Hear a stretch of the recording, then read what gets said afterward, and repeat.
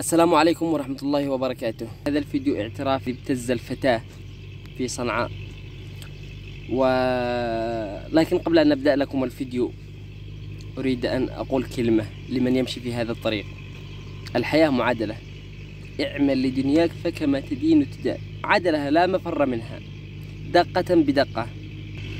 تذكر أن هذه البنت قد تكون أم، أخت، زوجة، بنت لشخص ما، فضع نفسك مكانه. ماذا لو قوبلت بنفس هذا الموقف؟ اتقوا الله، والحياة هي معادلة لا مفر منها.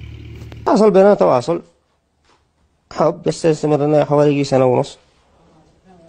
بدأت تدعمني بزلط، كانت تدري على مبلغ، على 20,000 سعودي. قامت بإعطائني مبلغ مالي يقدر 140,000 سعودي.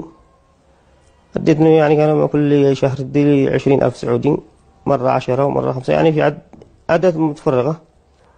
بعدها أعطيتني 25,000 دولار دفعة واحدة.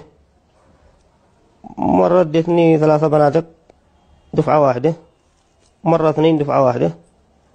بعدها بفترة ادت لي 2 قنابل و2 مسدسات دفعة واحدة. مرة ادتني 5 مليون يمني دفعة واحدة. ما شاطبة، بس قد غلطنا، قد وقعنا بالغلط يا أخي، خلاص ما بها. أيوة، نادم على الشيء اللي سويته، ونادم على هذا الحال الذي وصلت له أنا.